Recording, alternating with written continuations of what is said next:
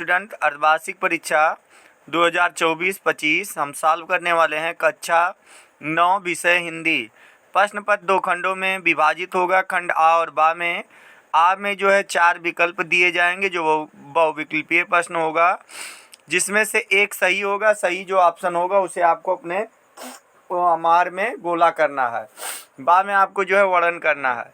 आइए हम इसको फास्ट सॉल्व करते हैं। पहला क्वेश्चन हमसे पूछा गया है कि द्विवेदी युग की समय सीमा है, तो द्विवेदी युग की समय सीमा जो है वो 1900 से 1922 है। डी ऑप्शन सही है। अगला क्वेश्चन है सरस्वती पत्रिका के संपादक हैं, तो सरस्वती पत्रिका के संपादक जो है महावीर प्रसाद द्विवेदी जी हैं। ठीक, अगला क्वेश्चन है हमारा हिंदी प्रदीप पत्रिका के संपादक कौन है, तो इसके जो हैं बालकृष्ण भट्ट हैं। डी ऑप्शन ये भी सही है। अगला क्वेश्चन है कि भारतेन युग को अन्य किस नाम से जाना जाता है, तो भारतेन युग को अन्य जो है जागरण काल के नाम से जाना जाता है। डी ऑप्शन सही है, अन्य जागरण काल से। डी ऑप्शन आपका सही है। अगला है आदिकाल का अन्य नाम क्या है। पांचवा क्वेश्चन है कि आदिकाल का अन्य नाम क्या है, तो आदिकाल का जो अन्य नाम है वो है वीर गाथा काल। क्या है? वीर गाथा काल। अगला क्वेश्चन है परमाल रासो के लेखक हैं, तो परमाल रासो जो है किसने लिखा था, इसके लेखक कौन है, तो इसका जो है बी ऑप्शन सही है। जगनिक। कौन है? जगनिक। जगनिक। बी ऑप्शन सही है। अगला क्वेश्चन है राम भक्ति शाखा के प्रमुख कवि कौन है, तो राम भक्ति शाखा के प्रमुख कवि हैं Goswami Tulsidas. B option correct है। अगला क्वेश्चन है पद्मावत। पद्मावत किसकी रचना है, तो पद्मावत जो है मलिक मोहम्मद जायसी की रचना है। अगला प्रश्न है वीर रस का अस्थाई भाव क्या होता है, तो वीर रस का अस्थाई भाव क्या होता है, ये आपसे पूछा गया है। तो वीर रस का अस्थाई भाव होता है उत्साह। क्या होता है? उत्साह होता है। उत्साह। बी ऑप्शन ये भी सही है। अगला देखते हैं। अगला है चौपाई छंद के प्रत्येक चरण में मात्राएं होती हैं, तो कितनी होती हैं? 16 होती हैं। कितनी? 16। बी ऑप्शन सही है। अगला क्वेश्चन हमारा है कि पूछा है तरिन तनुजा टट तमाल जरुबर बहु छाए में अलंकार पूछा है। क्या पूछा है? अलंकार पूछा है। तो इसमें कौन सा अलंकार होगा, तो इसमें जो होगा आपका सलेस अलंकार होगा। क्या होगा गाइज? सलेस अलंकार। तो 11 का सी जो है सही है। अगला 12 है। 12 नंबर है इनमें से शुद्ध वर्तनी वाला शब्द कौन सा है। देखिए कवित्री, तो ए ऑप्शन इसका जो है आपका सही है। अगला क्वेश्चन हमसे पूछा है कि आँख का तत्सम शब्द क्या है, तो आँख का तत्सम शब्द क्या है पूछा है। क्या होगा? आँख का तत्सम शब्द जो होगा अच्छी होगा। क्या होगा? अच्छी होगा। ऑप्शन ए सही है 13 का। 14 नंबर देखिए, 14 नंबर है उपकार का विलोम पूछा है, तो उपकार का विलोम शब्द क्या होगा। 14 नंबर देखिए, तो उपकार का विलोम शब्द होगा अपकार। सी ऑप्शन सही है। सी 14 का जो है सही है। 14 का सी सही है। अगला है असुर का पर्यायवाची शब्द नहीं है। इसमें से पूछा है कि कौन सा शब्द असुर का पर्यायवाची नहीं है, तो ये ऑप्शन जो है आपका सही है। सुधा असुर का नहीं है, बाकी सब मतलब असुर का है। अगला क्वेश्चन देखिए। अगला प्रश्न है माता पिता दिन रात के बीच में किस विराम चिन्ह का प्रयोग किया जाता है। इसको सब लोग जानते होंगे। कौन सा विराम शब्द है ये? 16 का। ये सही है, योजक चिन्ह। क्या कहते हैं इसे? योजक चिन्ह कहते हैं। जी हाँ, योजक। 16 का ए सही है। अगला है 17, दैत्यार्य का सही संधि विच्छेद क्या होगा? तो इसका संधि विच्छेद सही क्या होगा? तो 17 का बी ऑप्शन जो है सही है, दैत्य धन आर्या, बी ऑप्शन सही है। अगला क्वेश्चन है महेशा का सही छंद विच्छेद बताइए। महेशा का सही छंद विच्छेद क्या होगा? तो 18 का ए ऑप्शन महाधन ईसा आपका जो है सही है, महाधन ईसा।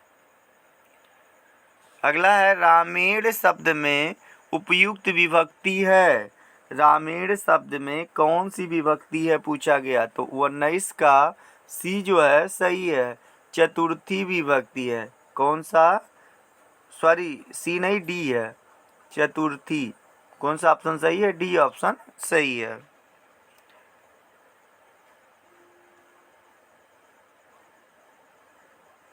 सॉरी सी जो है यहाँ पर सी सही है, रामेण है।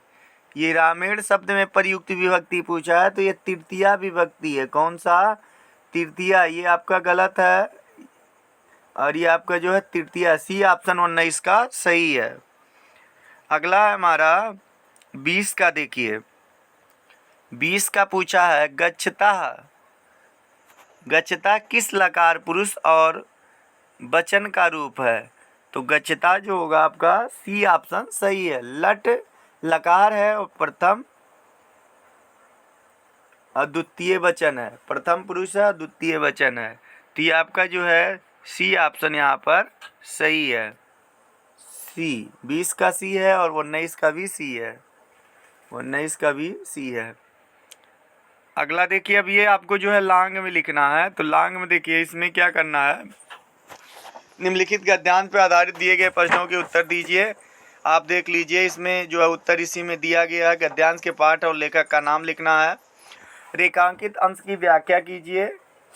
पुराने ज़माने के लोग कैसे होते थे, ये आपको उसी में उत्तर मिल जाएगा। देखिए आप उसको नहीं करना है तो इस प्रश्न को कर सकते हैं, ये वाला भी आप चाहे तो कर सकते हैं अगर उसको नहीं करना चाहते हैं। इसमें भी क्या ऊपर आपको जो है हमारे तुम्हारे भी सभी काम पर बात पर निर्भर करते हैं, पूरा दिया गया। इसके नीचे उसी से संबंधित प्रश्न पूछता है, इसका उत्तर आपको देना। बात का प्रभाव किन किन रूपों में दिखाई देता है, इसको आप पढ़ेंगे तो आपको दिखाई देगा। काम का बात पर ही निर्भर करते, बताइए हाथों पांडे हाथी पाव हाथी से पराये आने और अपने पराये हो जाते हैं। अगला क्वेश्चन देखिए, स्क्रीनशॉट ले लीजिए अगर आपको क्वेश्चन देखना है। निम्नलिखित गद्यांश के आधार पर दिए गए प्रश्नों के उत्तर दीजिए, उत्तर देना है आपको। अब देखिए नीचे आपको जो है प्रश्न पूछा, अथवा आप जो इसको भी कर सकते हो, उसको नहीं करना चाहते तो इसको कर लीजिए। दोनों में एक ही करना, चाहे उसको कीजिए चाहे इसको कीजिए, अथवा वाला। हाँ, अगला क्वेश्चन देखिए, अगला तीसरा नंबर क्वेश्चन, निम्नलिखित अवतरण का संदर्भ सहित हिंदी में अनुवाद कीजिए। इसका आपको जो है हिंदी में अनुवाद करना है। सदाचारा नाम नियम संयमो पालनम, इसका जो है आपको हिंदी में अर्थ लिखना। अगर इसको नहीं करना चाहते हैं तो अथवा वाला आप कर सकते हैं।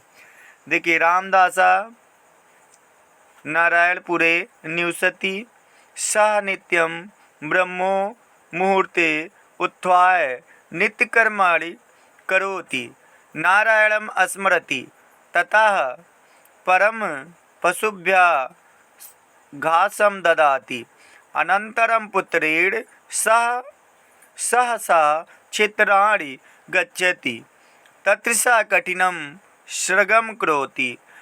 ये जो है थोड़ा क्लियर नहीं, इसलिए मैं आपको पढ़ दे रहा हूँ, क्लियर हो जाएगा आपको। देखिए चौथा नंबर क्वेश्चन है, निम्नलिखित श्लोक का संदर्भ सहित हिंदी में अनुवाद कीजिए। संदर्भ लिखना है और इसका हिंदी में आपको अर्थ लिखना है। यतो यतः समीहसे तदो नो आभ्यम कृ शनाकृपजाभ्यो वयम ना पशुभ्य। अथवा आप इसको नहीं करना चाहते हैं तो इसको कर सकते हैं, अगला अथवा वाला। देखिए इसका भी आप कर सकते हैं, चाहे अथवा कीजिए चाहे उसको कीजिए। इसको भी सुन ली, इसको देखिए क्या कहा है। रचिता स्वासि धर्मसि स्वाजनसि च रक्षिता वेद वेदांक तत्वज्ञो धनुर्वेदी चा निष्ठन्तितः। ये आपका है, इसका आपको जो है अर्थ निकालना है। 5वां क्वेश्चन देखिए, दीपदान अथवा लक्ष्मी का स्वागत एकांकी सारांश शब्दों में निम्नलिखित कीजिए। अब देखिए, लेखकों में से किसी एक का जीवन परिचय देते हुए उनकी 2 रचनाओं को लिखना है। पहला, पंडित प्रताप नारायण मिश्र, प्रेमचंद्र महादेवी वर्मा, इनका जीवन परिचय आपको लिखना है। अब कवियों में जो है 7वां में आपको चाहे कबीरदास कीजिए, चाहे संत रायदास कीजिए, चाहे मीराबाई का कीजिए, एक को ही करना है। इसमें से सिर्फ एक का, नया लिखा एक का जीवन परिचय देते हुए सिर्फ एक का करना, उनका जीवन परिचय लिखना है और रचनाओं का नाम लिखना है 2। अक्टू एक जो है अपनी पाठ्य पुस्तक से कंठस्थ किया हुआ कोई एक श्लोक लिखना होगा। जो इस प्रश्न पत्र में ना आया हो वही श्लोक आपको लिखना है। 9वां क्वेश्चन, निम्नलिखित प्रश्नों में से किन्हीं 2 प्रश्नों के उत्तर संस्कृत में दीजिए। इसमें से 2 प्रश्न का उत्तर आपको संस्कृत में देना है। क्रोधम कथ्य जायते, अनित्यम कथम जायते, इसका आपको जो है उत्तर देना है 2 का, सिर्फ 3 नहीं करना है। निम्नलिखित मुहावरों में एवं लोकोक्तियों में से किन्हीं 2 का अर्थ बताते हुए वाक्य प्रयोग कीजिए। इसमें भी आपको 2 ही करना है, 2 करिएगा और इसका वाक्य प्रयोग बताइए। अगर आप चारों कर देते हैं तो आपको तब फिर भी उतने नंबर मिलना है, आपका टाइम वेस्ट होगा। इसलिए जितना प्रश्न में पूछा जाए उतने उत्तर सिर्फ आप दीजिए। अगला, निम्नलिखित में से किन्हीं 2 वाक्यों का संस्कृत में अनुवाद कीजिए। 2 इसमें भी करना है, ज़्यादा नहीं करना, सिर्फ 2 करना है 11 में। और 12 में अपने प्रधानाचार्य को संबोधित करते हुए एक प्रार्थना पत्र लिखनी है, जो आश्वस्त होने के कारण एक दिन का अवकाश आपको मांगना है। ठीक है, इसमें आप बुखार से संबंधित भी लिख सकते हैं। चैनल को सब्सक्राइब करें और शेयर करें। धन्यवाद।